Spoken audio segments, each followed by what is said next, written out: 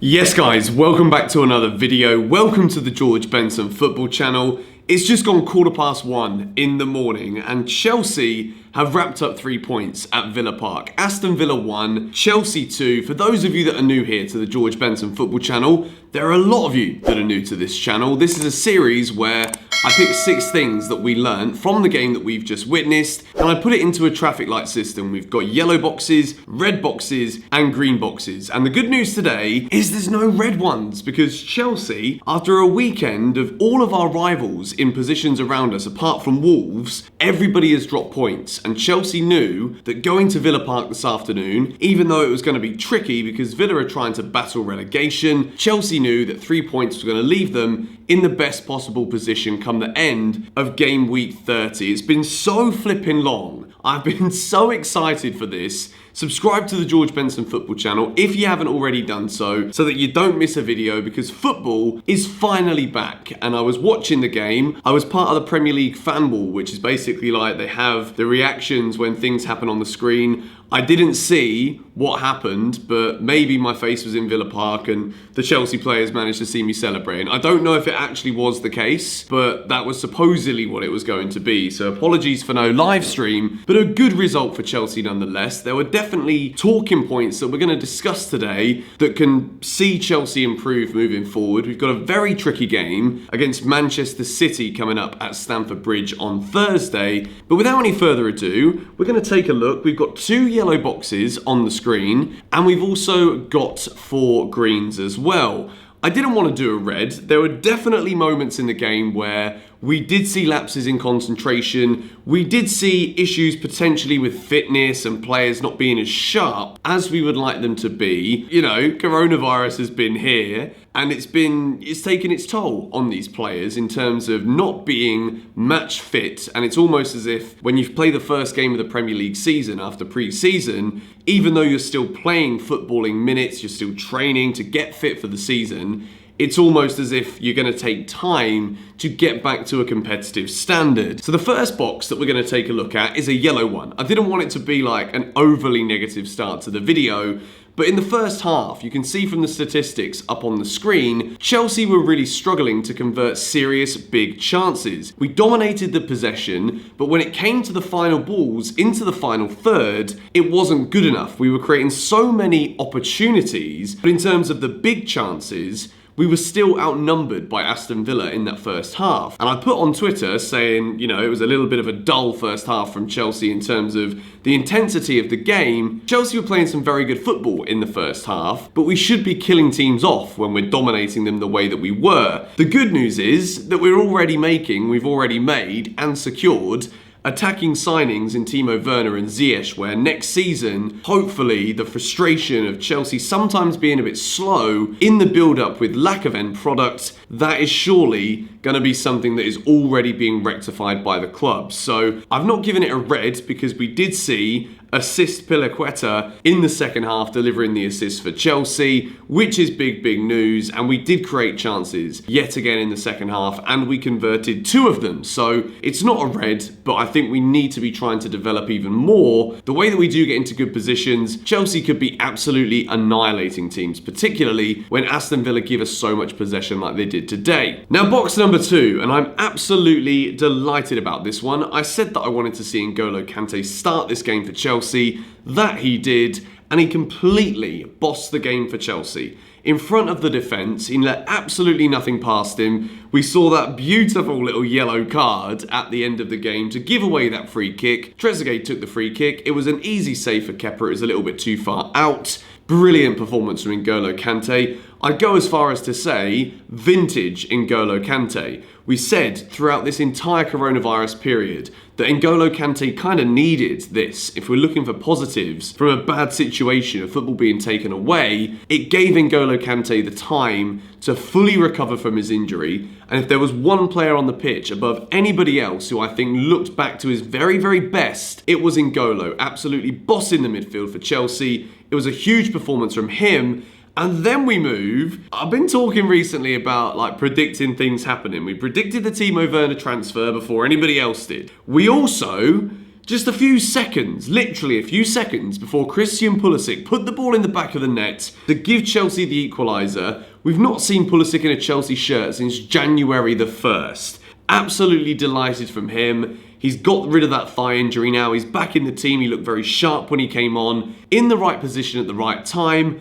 And we called it over on the GBFC Twitter. If you want to follow it, it's at Mr. George Benson, link in the description. But Christian Pulisic being back in the Chelsea side, yet again, not only gives us options, he's a dynamic player that could play out on the left. He can also play as a number 10. Absolutely delighted for Christian Pulisic. And I think when he came on, it changed the game for Chelsea, because even though I'm going to move it into box number 4 so they're both on the screen at the same time, I was delighted to see Ruben Loftus Cheek start.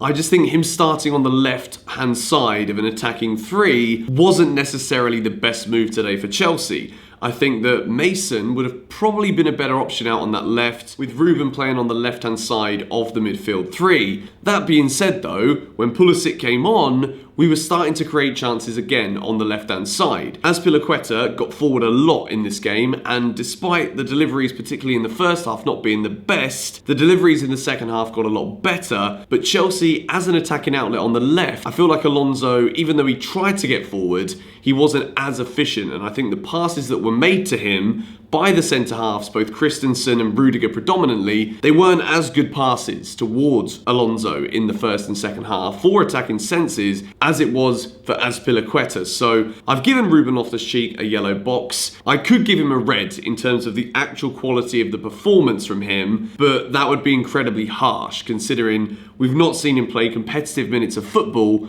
for over a year in a Chelsea shirt. We knew that even though we're excited for him to return, it might have been a slow-burning process, and it might be a slow-burning process as to getting Ruben Loftus Cheek back to his physical best. When he had the injury that he had, and he couldn't really do any weight training, he couldn't put anything on the ball, with that leg of his, it's going to take some time to build the strength back that we know is a dominant part of Ruben Loftus Cheek's game. So I don't want to be that harsh and sit here and say it was a red. It wasn't the best performance from Ruben. I'm not going to sit here and lie, but again, it would be very unfair to rule him out of the end of the season just because of 55 minutes that weren't as good as what we know he will be. So box number 5, I've got to give it to the man who scored the winning goal with his right foot, Olivier Giroud, and I've wrote the words reliable again in the box because when he was called upon before the coronavirus with Tammy Abraham's injuries, we saw Olivier Giroud turn up with big goals and important goals for Chelsea. Yet again, he's won us the match here at Aston Villa. There were moments in the game where I thought,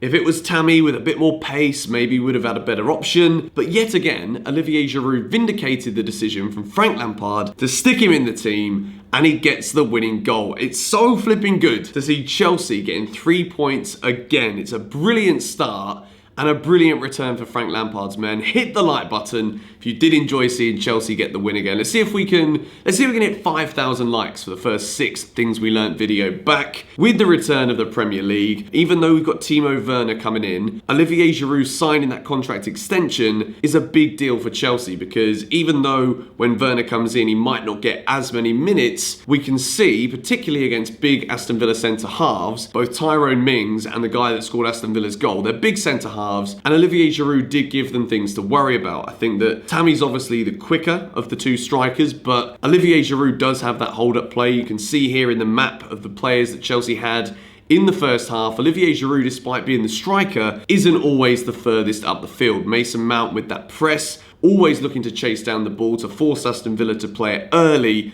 Olivier Giroud, reliable once again. We move into box number 6, and Mason Mount is the green for me. Absolutely key, as you can see with that map coming back up on the screen. First half, furthest up the field. Even though he was technically playing in the midfield 3, Mason Mount was absolutely everywhere again. And one of the things I said that I really wanted to see from Mason before the coronavirus took football away is just shoot. Just get the ball in positions and just take a shot. We saw it when he came very close in that first half. It was a good save from the Aston Villa goalkeeper. Mason Mount got into good positions. We saw nice little dribbles. He looked really sharp as well. I think Chelsea's best 2 players on the pitch in terms of sharpness, Kanté and Mason Mount. I think it's going to be key with their fitness and what they bring to Chelsea with the energy. Between now and the end of the season, Mason Mount again, whether it's in the midfield 3, a midfield 2, or on the wing, Mason Mount is going to have a huge part to play, and I thought he was very good again. So yeah, that has been 6 things that we learned from Aston Villa 1, Chelsea 2. We've got a completely different gravy kind of game coming up on Thursday. We've got Manchester City at home at Stamford Bridge. City look very good against Arsenal. And one thing that I really want to see is no more sloppy fouls on the edge of the box. Man City will be dangerous again. We gave away a lot of fouls today. There were moments at the back where there were lapses in concentration. I thought Christensen on the whole had a very good game, but he almost let us down with moments of concentration lapses that almost cost Chelsea. Same with Rudiger as well. I think that overall, it's a good performance. Chelsea look very good. We look sharp. We're passing the ball around well. We got the 3 points, which is the most important thing. And even though it's going to take time to get to the best level that we can, it is a brilliant start for Chelsea. Villa 1, Chelsea 2. Subscribe to GBFC if you haven't already. 5,000 likes is the like goal. And I'll see you again tomorrow with another video. Catch you later.